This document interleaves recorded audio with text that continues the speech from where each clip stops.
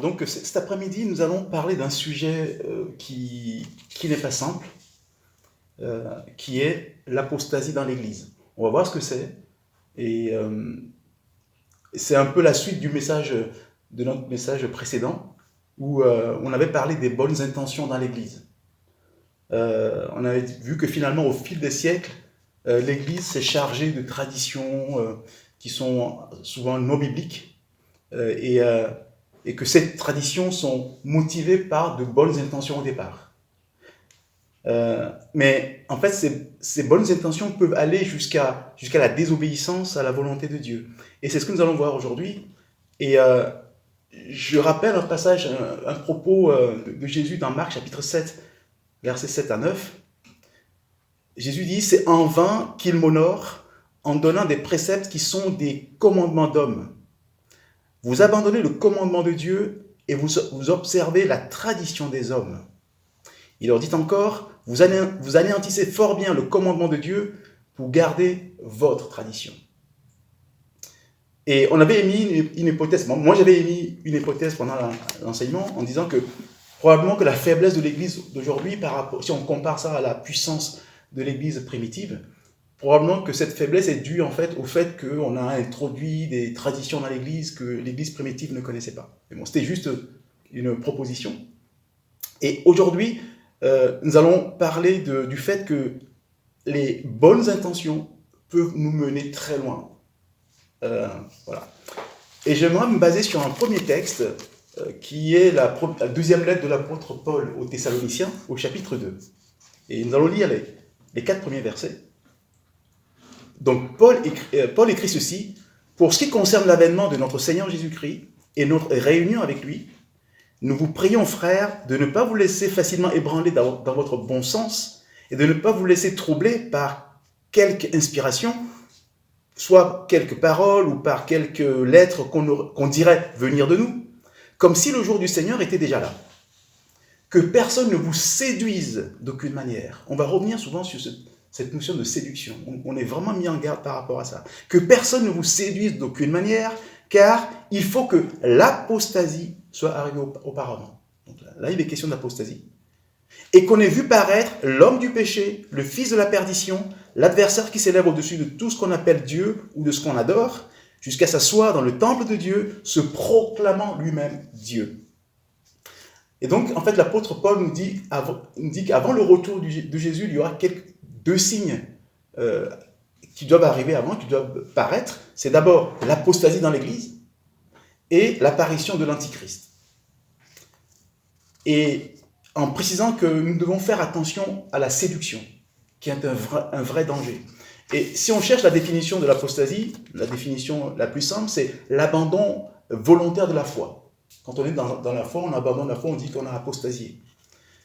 Alors, comme il est question ici de la fin des temps, certains objectent en disant « Ouais, mais de toute façon, l'apostasie, ce n'est pas qu'à la fin des temps, ça existe depuis toujours. Depuis quasiment la naissance de l'Église. » Et ce n'est pas vrai. Et d'ailleurs, c'est la même chose pour l'Antichrist. Ou du moins, l'esprit de l'Antichrist. Dans sa première lettre, l'apôtre Jean écrit ceci, chapitre 2, verset 18. « Petits enfants, c'est la dernière heure. Et comme vous avez appris qu'un antichrist vient, il y a maintenant plusieurs antichrists. Par là, nous connaissons que c'est la dernière heure. » En fait, Jean écrit là au 1er siècle, il dit déjà à ce moment-là, il y a déjà plusieurs antichrists, ou plusieurs personnes qui avaient déjà l'esprit de l'antichrist. Donc ce n'est pas qu'à la fin, mais sauf qu'à la fin, il y aura un vrai antichrist, vraiment qui va sublimer l'esprit de l'antichrist à la fin. Et c'est la même chose pour l'apostasie. Autant Paul nous dit qu'à la fin des temps, avant le retour de Jésus, il y aura une apostasie généralisée dans l'Église, mais en fait, on se rend compte que l'apostasie a commencé avec l'Église, d'une certaine façon. C'est-à-dire qu'en fait, dans ce sens-là, ce n'est pas l'abandon de la foi, mais c'est plutôt l'abandon de la saine doctrine, qui est l'apostasie. Et parce que les gens pensent que quand on dit apostasie, c'est un rejet explicite de Jésus, mais ça peut être juste l'abandon de la saine doctrine. Et l'exemple le plus probant pour l'histoire de l'Église, c'est la naissance du catholicisme romain au IVe siècle. On en reparlera plus tard en détail. mais en fait, c'est que ce que l'apôtre Paul veut dire, c'est qu'avant le retour de Jésus, il y aurait une apostasie généralisée dans l'Église.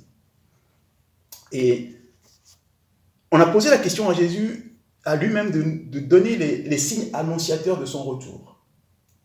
Et il répond, dans ce fameux chapitre 24 de l'Évangile selon Matthieu, où nous allons lire les versets 3 à 5, où il est écrit « Il s'assit sur la montagne des Oliviers. Et les disciples vinrent en particulier lui faire cette question. Dis-nous, quand cela arrivera-t-il et quel sera le signe de ton avènement et de la fin du monde ?»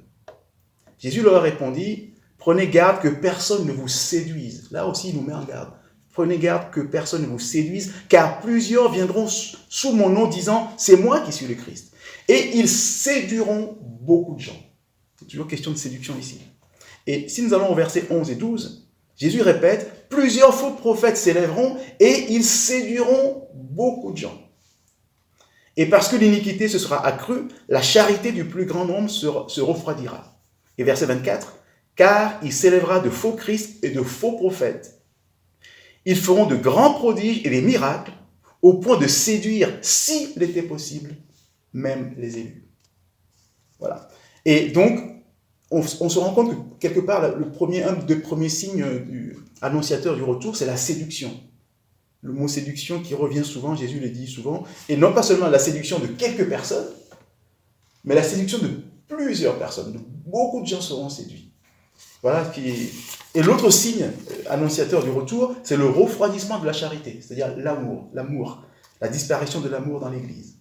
Et en réalité, l'amour ou la charité est lié à d'autres vertus dans la Bible, à deux autres vertus que nous trouvons dans 1 Corinthiens chapitre 13, verset 13, où Paul écrit « Maintenant donc, ces trois choses demeurent, la foi, l'espérance, la charité. Mais la plus grande de ces choses, c'est la charité. » Donc, en fait, l'amour est automatiquement lié à l'espérance et à la foi. Et comme le Seigneur nous dit que l'amour va disparaître dans l'Église, ça veut dire que quelque part aussi, l'espérance et la foi risquent de disparaître aussi. Et d'ailleurs, Jésus pose une question dans Luc chapitre 18, verset 8. « Mais quand le Fils de l'homme viendra, trouvera-t-il la foi sur la terre ?» Et on dit souvent, poser la question, c'est y répondre. C'est qu'en fait, il trouvera par la foi. Il y aura en fait cette disparition de la foi qui est l'apostasie. Alors, en fait, on nous dit, je ne sais pas si vous entendez ça, mais il y a une fausse doctrine, enfin pour moi c'est une fausse doctrine, qui annonce un grand réveil avant le retour de Jésus. Je ne sais pas si on entend souvent ça, mais il va y avoir un grand réveil. Mais la Bible dit exactement le contraire. Au contraire, c'est plutôt une apostasie qui doit avoir lieu avant que le Seigneur revienne. Et un grand réveil, c'est qu'il va y avoir plein de gens qui vont se convertir, il va y avoir de plus en plus de gens qui vont se convertir à Jésus avant le retour de Jésus. Mais la Bible dit que c'est le contraire, ce sera plutôt l'apostasie. Alors donc c'est une fausse doctrine, et il y en a d'autres fausses doctrines qui sont introduites dans l'Église, et c'est justement ça qui constitue l'apostasie, c'est l'introduction de toutes les fausses doctrines dans l'Église qui constituent l'apostasie. Et je vous propose qu'on réponde à 4 questions à propos de l'apostasie. La première, c'est comment l'apostasie a-t-elle pu s'introduire dans l'Église ? Comment ça s'est passé ? Et comment elle s'introduit-elle concrètement ? On va voir comment ça marche. Qui le fait ? Qui introduit l'apostasie dans l'Église ? Et dernière question, comment se manifeste l'apostasie dans l'Église ? Parce qu'on parle de l'apostasie, mais comment ça se manifeste ? Parce que tout le monde ne se rend pas compte qu'il y a l'apostasie, mais qu'est-ce qui nous dit qu'en fait on est en pleine apostasie ? C'est ce qu'on va voir. Donc la première question, c'est comment l'apostasie a pu s'introduire ? Comment a-t-elle pu s'introduire dans l'Église ? Et pour moi, il y a deux raisons principales. La première, c'est le désir des gens d'entendre des choses agréables dans l'Église. Les gens veulent entendre des choses flatteuses.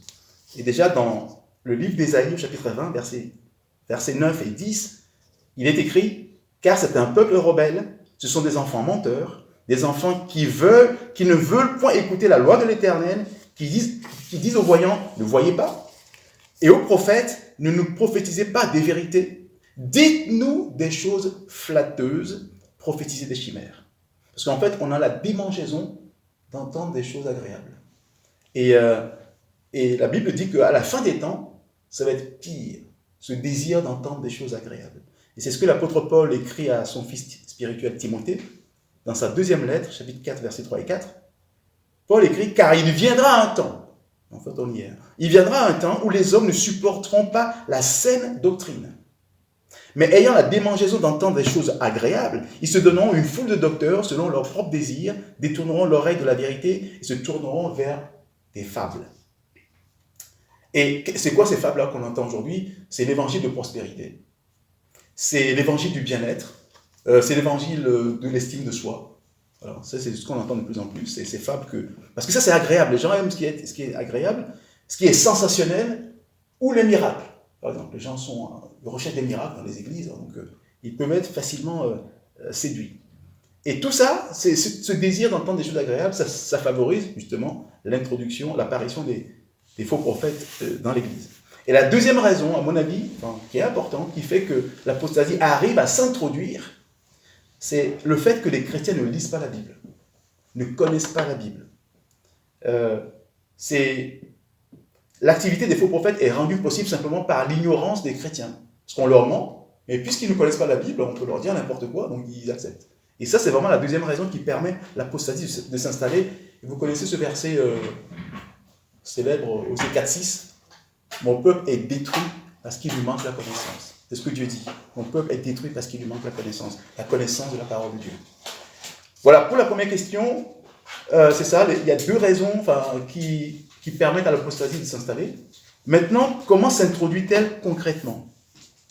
Comme je le disais, en fait, c'est qu'on introduit dans l'Église une tradition, une petite tradition non biblique. Et puis on en introduit 2, et puis 3, et ainsi de suite. Et après, on commence à saturer l'Église de choses qui ne sont pas bibliques. Disons que ça se fait de façon subtile et progressive. Ça n'arrive pas d'un coup, on dit voilà, on ne croit plus en Dieu, on ne croit plus à cette doctrine. C'est que petit à petit, ça va s'introduire. Comme dit la Bible, Galates 5, 9, un peu de levain fait lever toute la pâte. En fait, on introduit un petit peu de fausse vérité dans l'Église, hop, c'est comme un levain qui fait lever la pâte et toute la pâte est prise. Voilà. Donc, comment elle s'introduit de façon progressive et subtile? Troisième question, par qui est-elle introduite, l'apostasie? Évidemment, par les faux prophètes. Ces faux prophètes qui introduisent des fausses doctrines dans l'Église. On a eu un enseignement particulier sur les faux prophètes. Donc, je vous invite à le réécouter. On ne va pas le redévelopper aujourd'hui. Mais toujours est-il que ce qu'on avait dit, c'est que les faux prophètes se déguisent. Ils ne viennent pas de façon flagrante. Regardez, moi, je suis un faux prophète. Ils se déguisent. Et la Bible nous met en garde dans 2 Corinthiens chapitre 11, versets 11 à 15, où il est écrit, en parlant des faux prophètes, « Ces hommes-là sont des faux prophètes, non, des faux apôtres, des ouvriers trompeurs, déguisés en apôtres de Christ. » Et cela n'est pas étonnant puisque Satan lui-même se déguise en ange de lumière. Il n'est donc pas étrange que ces ministres aussi se déguisent en ministres de justice.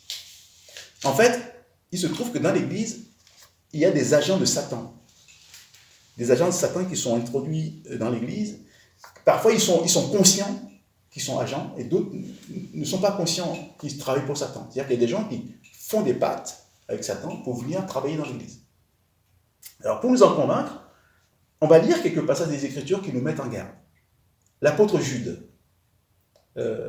Jude écrit ceci, au verset 3 et 4, il nous met en garde. « Bien-aimés, comme je désirais vivement vous écrire au sujet de notre salut commun, je me suis senti obligé de le faire afin de vous exhorter à combattre pour la foi qui a été transmise aux saints une fois pour toutes. Et écoutez bien, car il s'est glissé parmi vous certains hommes dont la condamnation est écrite depuis longtemps, des impies qui changent la grâce de Dieu en dissolution et qui renient leur seul maître et Seigneur Jésus-Christ. » Donc il est dit qu'il y a en fait des impies qui s'introduisent dans l'Église. Le terme c'est ils se glissent, voilà, comme des serpents. Un impie, c'est celui qui ne croit pas en Dieu, celui qui n'est pas disciple du Christ. Donc il y a vraiment des impies qui s'introduisent, qui se glissent dans l'Église. Et Paul aussi, avant de quitter l'Église d'Éphèse, fait appel aux anciens et leur dit ceci dans Actes chapitre 20, versets 29 et 30. « Je sais qu'il s'introduira parmi vous, après mon départ, des loups cruels qui n'épargneront pas le troupeau, et il s'élèvera du milieu de vous. Enfin, ce n'est pas des gens qui vont arriver d'ailleurs. Ils vont s'élever du milieu de vous. En fait, il est en train de parler aux anciens. Donc, dans les anciens, il y en a qui vont s'élever. Donc, ils s'élèveront du milieu de vous. Des hommes qui enseigneront des choses pernicieuses pour entraîner les disciples après eux. Voilà. En fait, il est question de personnes qui font partie de l'Église, qui sont des anciens, voilà, et pourtant, ils vont s'élever. Et l'apôtre Jean aussi. Donc, il y a Jude qui nous parle, il y a Paul qui nous le dit, vraiment pour nous mettre en garde. L'apôtre Jean aussi écrit exactement la même chose dans 1 Jean chapitre 2, versets 18 et 19. Petits enfants, c'est la dernière heure. Et comme vous avez appris qu'un antichrist vient, c'est ce qu'on a lu tout à l'heure, mais je vais lire la suite. Il y a maintenant plusieurs antichrists. Par là, nous connaissons que c'est la dernière heure. Et ce qui m'intéresse, c'est le verset 19 qui suit. Ils sont sortis du milieu de nous. Ils ne viennent pas d'ailleurs. Ils sont sortis du milieu de nous, mais ils n'étaient pas des nôtres. Car s'ils eussent été des nôtres, ils seraient demeurés avec nous, mais cela est arrivé afin qu'il fût manifeste que tous ne sont pas des nôtres. Tous ceux qui sont dans l'Église ne sont pas forcément disciples du Christ. Il y a des agents de Satan qui travaillent dans l'Église. Et il y a vraiment des gens qui sont conscients de ça, qui sont envoyés, qui vont dans des instituts d'études bibliques, qui vont devenir des pasteurs, mais dès le départ, ce sont des agents de Satan. C'est très très dangereux en fait. Et pour nous convaincre que vraiment c'est un esprit démoniaque, l'apôtre Paul nous le dit dans 1 Timothée chapitre 4 verset 1, mais l'Esprit dit expressément que dans les derniers temps, quelques-uns abandonneront la foi, donc c'est l'apostasie, pour s'attacher à des esprits séducteurs, donc séduction encore, et à des doctrines de démons. C'est-à-dire que c'est carrément des doctrines de démons. On est vraiment, quand je dis c'est des pactes démoniaques ou sataniques, c'est vraiment quelque chose de... Et ça, c'est dans l'Église. On retrouve ça dans l'Église. Et le problème, c'est que les gens manquent de discernement dans les églises. Et c'est un don, d'ailleurs, que les gens ne demandent pas beaucoup au Saint-Esprit, le don de discernement, qui est important pour... On peut discerner si quelqu'un est de Dieu ou pas. Et si on n'a pas ce don-là, la personne va agir dans l'Église sans problème. Et l'autre question que je vais vous proposer, c'est comment se manifeste l'apostasie. Voilà. Maintenant, on voit comment ça se passe, qui introduit ça, pourquoi c'est venu, mais comment ça va se manifester.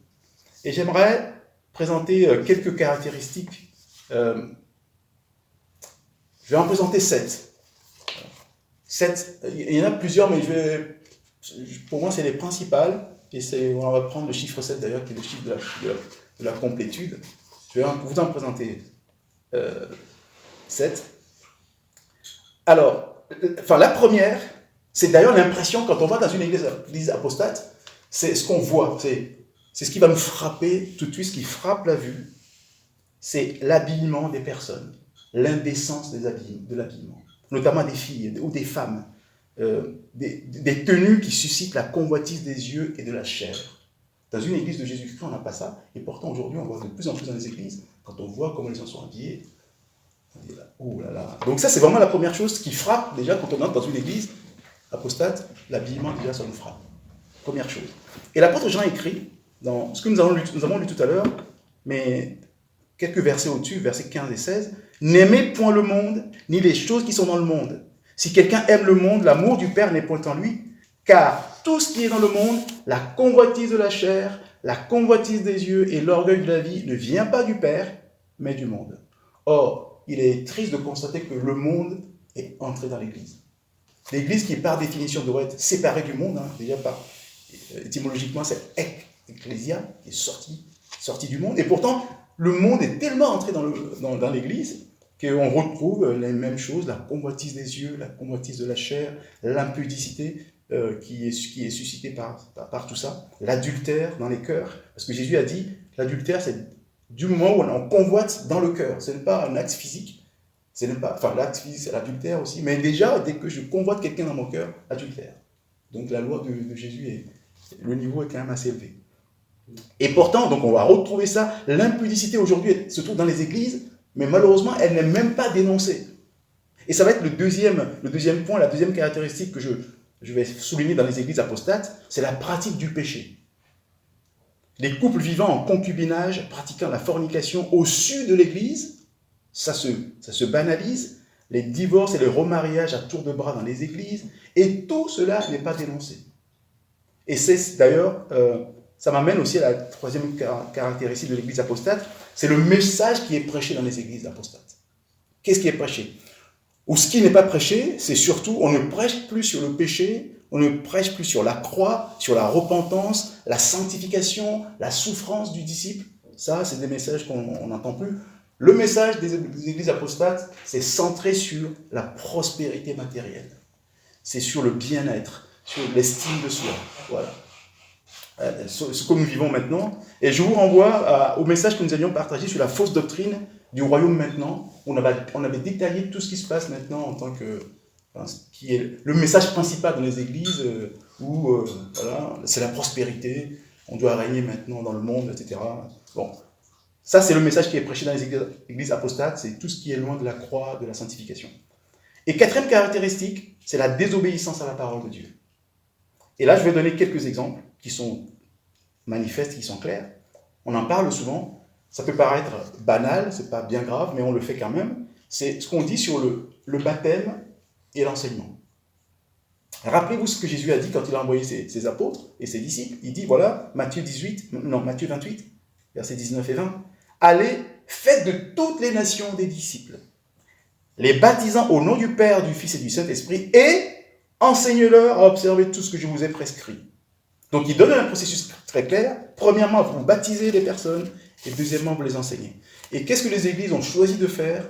C'est plutôt ce qu'ils appellent l'enseignement au baptême, des choses comme ça, où on va enseigner les gens pendant 3 mois, 6 mois, parfois même 1 an dans certaines églises, avant de les baptiser. Oh, le Seigneur a dit, si la personne croit, tu la baptises tout de suite. Mais les églises désobéissent. Ça, c'est un exemple de désobéissance à la parole de Dieu. Deuxième exemple, c'est le parler en langue collectif, de surcroît qui n'est pas interprété. Alors, c'est simple, on va dans 1 Corinthiens chapitre 14, versets 27 et 28. Il est dit, en est-il qui parle en langue que 2 ou 3 au plus parlent, chacun à son tour, et que quelqu'un interprète. S'il n'y a point d'interprète, qu'on se taise dans l'église et qu'on parle à soi-même et à Dieu. Or, qu'est-ce qu'on constate dans les églises apostates? C'est le parler en langue où tout le monde, ça fait un bazar, un désordre, mais manifeste. Et la Bible est claire, notre Dieu n'est pas un Dieu de désordre, et pourtant on retrouve des choses. Ce n'est plus, enfin, on appelle ça des églises charismatiques, je dirais plutôt cacophoniques, où tout le monde parle en même temps, et il n'y a aucun interprète, et c'est le vrai désordre. Ça, c'est de la désobéissance à la parole de Dieu. Troisième point, qui peut aussi paraître, troisième désobéissance, c'est la position du ministère de pasteur. Dans 1 Corinthiens chapitre 12, verset 28, l'Esprit nous explique comment Dieu a établi les choses. Il est écrit, et Dieu a établi dans l'Église, premièrement des apôtres, secondement des prophètes, troisièmement des docteurs, ensuite ceux qui ont le don des guérisons, enfin des miracles, puis ceux qui ont les dons de guérir, de secourir, de gouverner, de parler diverses langues. Et là, en fait, les pasteurs ne sont même pas cités là-dedans, mais on peut imaginer que ce sont ceux qui gouvernent. Mais c'est quand même quelque chose qui est cité tout à la fin. Et Paul répète cela, insiste. Éphésiens chapitre 4, versets 11 et 12, il parle de Jésus, et il a donné les uns d'abord comme apôtres, donc les uns comme apôtres, et les autres comme prophètes. On retrouve le même ordre. Hein. Donc les uns comme apôtres, les autres comme prophètes, les autres comme évangélistes, et les autres comme pasteurs et docteurs, pour le perfectionnement des saints, en vue de l'œuvre du ministère et de l'édification du corps de Christ. Donc, on voit que les pasteurs sont encore cités à la fin. Et qu'est-ce qu'on retrouve dans les églises aujourd'hui? Le pasteur est en première place. Parfois même, il n'y a que lui. Il est tout puissant, on n'a pas de prophète, on n'a pas d'évangéliste. Le pasteur, il est tout seul, alors que la Bible l'avait mis à la fin. Mais les églises ont choisi de mettre les pasteurs en tout premier, tout puissant. Donc c'est une désobéissance. Quatrième point, en parlant de pasteurs, quatrième désobéissance, maintenant on voit des femmes pasteurs. Qu'est-ce que la Bible nous dit dans 1 Timothée chapitre 2, versets 11 à 14? Que la femme écoute l'instruction en silence, avec une entière soumission. Je ne permets pas à la femme d'enseigner, ni de prendre autorité sur l'homme, mais elle doit demeurer dans le silence. Et la Bible donne la raison. Car Adam a été formé le premier, Ève ensuite. Et ce n'est pas Adam qui a été séduit, donc il y a encore question ici de séduction, ce n'est pas Adam qui a été séduit, mais c'est la femme qui, séduite, s'est rendue coupable de transgression. Et Dieu a dit donc à ce moment-là, je ne permets pas à la femme d'enseigner ou de prendre autorité sur l'homme, mais le féminisme est entré dans le monde. Le féminisme, ça vient du monde. Donc on dit, voilà, la Bible est un peu vieillotte, on va pas... La Bible est en retard, donc le monde préfère des choses modernes, donc les femmes peuvent être pasteurs. Et pire encore, moi j'ai vu une photo de 2 pasteurs lesbiennes. Et ça va être le cinquième point, la cinquième désobéissance, c'est l'acceptation d'abominations dans l'Église, au nom de l'amour. Hein. Dans Lévitique chapitre 18, verset 22, il est écrit « Tu ne coucheras point avec un homme comme on couche avec une femme, c'est une abomination pour Dieu. » Et pourtant, l'Église aujourd'hui dit mais c'est l'amour du monde, les gens s'aiment. Comme le monde le dit, la parole de Dieu n'a plus d'importance. Donc on accepte même les abominations dans l'Église. Ça, c'est au nom de l'amour. Voilà. Tout ce qui compte, c'est l'amour. Et au nom de l'amour, ça nous amène aussi à la 6e désobéissance, c'est l'œcuménisme et le dialogue interreligieux. Il faut savoir qu'en fait, on est dans une préparation d'une religion mondiale unique qui se prépare actuellement et qui est menée par le pape. Il y a plusieurs années, il y a une vingtaine d'années déjà, il y avait le pape Jean-Paul II qui avait fait les réunions, je crois, à Assise avec différents responsables religieux. Et cela a été repris récemment par le pape François, qui a fait une réunion aussi au Kazakhstan en septembre dernier, où toutes les religions, les bouddhistes, les juifs, les pratiquants vaudous, tout le monde se réunit, et puis on est ensemble et on fait le dialogue interreligieux. Donc on est en train de préparer petit à petit en fait l'arrivée de l'Antichrist sous lequel il y aura une seule religion. Or, que nous dit la Bible ? 2 Corinthiens chapitre 6, versets 14 à 18. Ne vous mettez pas avec les infidèles sous un joug étranger. Car quel rapport y a-t-il entre la justice et l'iniquité ? Ou qu'y a-t-il de commun entre la lumière et les ténèbres ? Quel accord y a-t-il entre Christ et Bélial ? Ou quelle part le fidèle a-t-il avec l'infidèle ? Quel rapport y a-t-il entre le temple de Dieu et les idoles ? Car nous sommes le temple du Dieu vivant, comme Dieu l'a dit, j'habiterai au milieu d'eux, je serai leur Dieu et ils seront mon peuple. C'est pourquoi sortez du milieu d'eux et séparez-vous, dit le Seigneur. Ne touchez pas à ce qui est impur et je vous accueillerai. Je serai pour vous un père et vous serez pour moi des fils et des filles, dit le Seigneur Tout-Puissant. Et le livre de l'Apocalypse va se terminer aussi comme ça au chapitre 18, verset 4, où il est question de la grande prostituée. En fait, c'est l'église, la fausse religion, qui est symbolisée par une prostituée. Et j'entendis du ciel une autre voix qui disait « Sortez du milieu d'elle, mon peuple, afin que vous ne participiez point à ses péchés et que vous n'ayez point part à ses fléaux. » Et pourtant, l'Église a choisi l'œcuménisme, le dialogue interreligieux, on se met avec tout le monde. Et je dirais la dernière désobéissance que l'on va trouver dans les églises apostates, c'est l'adoration païenne.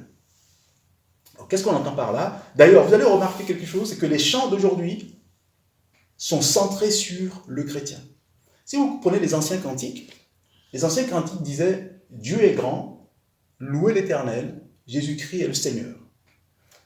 Tout était tourné vers Dieu et petit à petit on a tourné de Dieu, maintenant on s'est recentré, où là des chants maintenant qui disent « Je suis ami de Dieu, Dieu m'aime, j'ai la puissance de Dieu en moi ». Il y a beaucoup de chants qui sont tournés maintenant avec « je, moi ». Alors que les anciens cantiques étaient Dieu, Dieu, Dieu.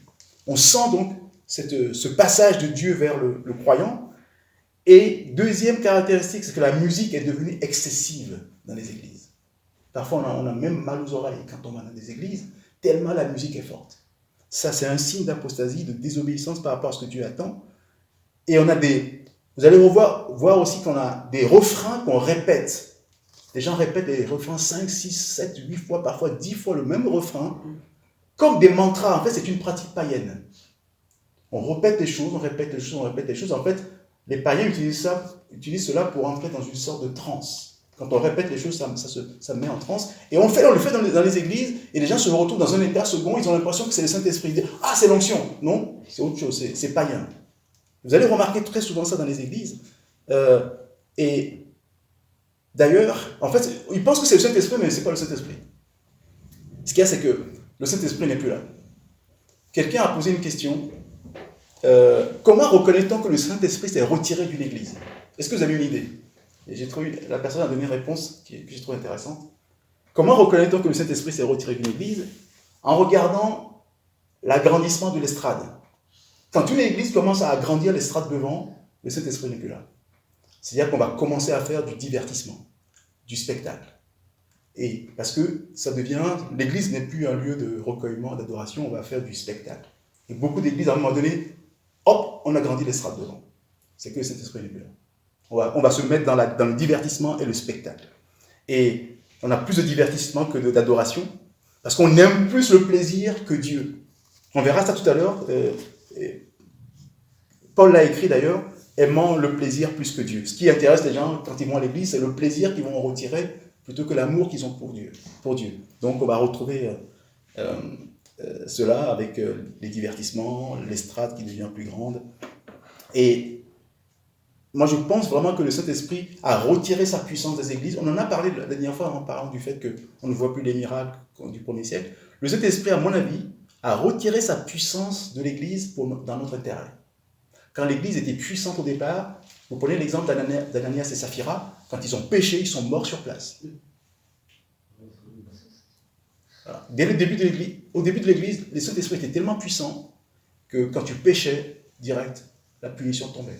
Heureusement que ce n'est plus le cas, parce que sinon les églises on aurait des cadavres partout aujourd'hui. D'ailleurs, au début de l'église, l'apôtre Paul nous dit quelque chose à propos du repas du Seigneur. Dans 1 Corinthiens chapitre 11, versets 27 à 30, Paul écrit ceci, « C'est pourquoi celui qui mangera le pain ou boira la coupe du Seigneur indignement sera coupable envers le corps et le sang du Seigneur. Que chacun donc s'éprouve soi-même et qu'ainsi il mange du pain et boive de la coupe, car celui qui mange et boit sans discerner le corps du Seigneur mange et boit un jugement contre lui-même. C'est pour cela qu'il y a parmi vous beaucoup d'infirmes et de malades et qu'un grand nombre sont morts. » Ça, c'était au début de l'Église. Comme ils prenaient le repas du Seigneur un peu n'importe comment, il y avait plein de morts. Parce que le Saint-Esprit était puissant, déployait sa puissance, aussi bien pour faire des miracles que pour punir tout de suite. Heureusement que dans nos églises aujourd'hui, le Saint-Esprit a retiré un peu sa puissance dans notre intérêt. Alors donc, maintenant, j'aimerais conclure en parlant justement de la corruption des temps de la fin, que la Bible nous a annoncé à l'avance. C'est ce que l'apôtre Paul écrit à Timothée dans sa deuxième lettre, au chapitre 3, versets 1 à 5. Paul nous dit, ça nous concerne aussi, « Sache que dans les derniers jours, il y aura des temps difficiles, car les hommes seront égoïstes, amis de l'argent, fanfarons, hautains, blasphémateurs, rebelles à leurs parents, ingrats, irréligieux, insensibles, déloyaux, calomniateurs, intempérants, cruels, ennemis des gens de bien, traîtres, emportés, enflés d'orgueil, aimant le plaisir plus que Dieu, ayant l'apparence de la piété, mais reniant ce qui en fait la force. » Voilà. En fait, maintenant, les gens ont l'apparence de la piété. Qu'est-ce qui fait la force de la piété? En réalité, c'est l'obéissance. L'obéissance à la parole de Dieu. Mais les gens ignorent ça. Ils ont juste l'apparence de chrétiens. Ils portent juste le nom de chrétien. Le nom leur suffit. D'ailleurs, dans Ésaïe, chapitre 4, verset 1, nous lisons « Et 7 femmes saisiront en ce jour un seul homme et diront « Nous mangerons notre pain et nous nous vêtirons de nos habits. Fais-nous seulement porter ton nom. » Fais-nous seulement porter ton nom. C'est-à-dire que nous préférons conserver notre pain, nos habits, nos habitudes, nos doctrines. Tout ce que nous voulons, c'est juste le nom, chrétien. Mais on fait comme les païens, mais juste porter le nom de Jésus. Ça nous suffit. Et on retrouve aujourd'hui des grandes églises, qu'ils appellent eux-mêmes des méga-churches, où on a des églises avec 1000 membres, 2000 membres, 3000 membres. 10. Et j'ai vu l'image d'une salle d'église à Singapour. Enfin, tu as une image, peut-être, je n'étais pas à Singapour, mais en fait, c'est sur plusieurs niveaux avec un centre commercial, mais c'est impressionnant. C'est ça, c'est une église. Et on a des salles de yoga, des salles de... Même le yoga est entré dans l'église, des salles de yoga, des salles de sport, enfin, mais du sport chrétien, du yoga chrétien, enfin, voilà. C'est impressionnant. Ah non, mais c'est-à-dire que c'est ce qu'ils disent, tout ce qu'ils font, c'est chrétien. Tout ce qui est dans le monde est dans l'église, mais c'est quand même chrétien. Voilà. Et donc, les églises sont devenues réellement riches. Vraiment, il y a des églises, il y a de l'argent qui coule à flot, elles sont glorieuses, puissantes, mais le Seigneur dit qu'il va les vomir. Lisons Apocalypse chapitre 3, versets 14 à 18. Écrit à l'ange de l'église de Laodicée. Voici ce que dit l'Amen, le témoin fidèle et véritable, le commencement de la création de Dieu. Je connais tes œuvres, je sais que tu n'es ni froid ni bouillant. Puisses-tu être froid ou bouillant? Ainsi, parce que tu es tiède et que tu n'es ni froid ni bouillant, je te vomirai de ma bouche. Le mot est fort, c'est Jésus qui parle. Parce que tu te dis, je suis riche, je me suis enrichi, je n'ai besoin de rien, et parce que tu ne sais pas que tu es malheureux, misérable, pauvre, aveugle et nu, je te conseille d'acheter de moi de l'or éprouvé par le feu, afin que tu deviennes riche, et des vêtements blancs, afin que tu sois vêtu et que la honte de ta nudité ne paraisse pas, et un collier pour oindre tes yeux, afin que tu vois. Le mot est fort. Jésus dit, l'église apostate, l'église qui se croit riche, puissante, je la vomirai de ma bouche, parce qu'elle est tiède, elle n'est pas chaude, elle n'est pas bouillante. Et en fait, les églises se disent puissantes, etc., mais en réalité, le Seigneur dit qu'en fait, elles sont malheureuses, misérables, pauvres, aveugles et nues. Mais les gens vivent dans l'illusion. Ils ont des grandes églises, là, il y a plein de membres, ils disent, ah ouais, non mais ça, c'est la puissance de Dieu, on est bien. Mais ils sont dans l'illusion, parfois même ils sont dans l'illusion d'être vivantes alors qu'elles sont mortes. Les églises sont carrément mortes. C'est ce que Jésus dit d'ailleurs à l'église de Sardes, dans Apocalypse chapitre 3, versets 1 à 4. Écrit à l'ange de l'église de Sardes. Voici ce que dit celui qui a les 7 esprits de Dieu et les 7 étoiles. Je connais tes œuvres, je sais que tu passes pour être vivant et tu es mort. Sois vigilant et affermis le reste qui est près de mourir. Car je n'ai pas trouvé tes œuvres parfaites devant mon Dieu. Rappelle-toi donc comment tu as reçu et entendu, et garde, et repens-toi. Si tu ne veilles pas, je viendrai comme un voleur, et tu ne sauras pas à quelle heure je viendrai sur toi. Cependant, à Sardes, quelques hommes qui n'ont pas souillé leurs vêtements, il y a quelques hommes. Cependant, tu as à Sardes quelques hommes qui n'ont pas souillé leurs vêtements. Ils marcheront avec moi en vêtements blancs parce qu'ils en sont dignes. Voilà, donc il y a une église qui est morte pour Dieu, mais qui se croit vivante. Donc aujourd'hui, il y a plein d'églises qui sont déjà mortes, il n'y a plus le Saint-Esprit, il n'y a plus rien, mais il y a plein de membres, on chante Alléluia tous les dimanches, mais il n'y a plus rien, mais elles sont mortes. Mais il y a un message d'espoir, c'est que le Seigneur dit qu'il y a un reste fidèle dans l'église. Même si l'église est morte, il y a quand même un petit reste, et il dit, si on se repent, ça peut repartir. Et pour finir, j'aimerais quand même donner quelque chose de positif. C'est comment se prémunir de l'apostasie. Je parlais beaucoup de l'apostasie dans les églises. Comment se prémunir de ça pour que ça n'arrive pas? Il y a 3 choses que moi je pense qu'il faudrait absolument faire. C'est d'abord aimer et rechercher la vérité. Première chose. Et non les choses agréables, mais la vérité. Deuxième chose, méditer et connaître la Bible. Ça, c'est fondamental. Méditer et connaître la Bible. Et troisième chose, c'est prier pour le discernement et pour la protection de l'Église. Il faut qu'on prie pour qu'on discerne les faux prophètes au milieu de nous et que Dieu nous protège contre contre l'apostasie. Voilà. Et si jamais une Église est déjà dans l'apostasie, il y a aussi un espoir, c'est que le Seigneur dit quand même « repens-toi ». Il y a un espoir, repens-toi, et je vais terminer là-dessus en lisant la suite du message adressé à l'Église apostate de Laodicée. Qu'est-ce que le Seigneur dit? Apocalypse chapitre 3 donc, versets 19 et 20, et je m'arrêterai là. Voici le message du Seigneur à l'Église. « Moi, je reprends et je châtie tout ce que j'aime.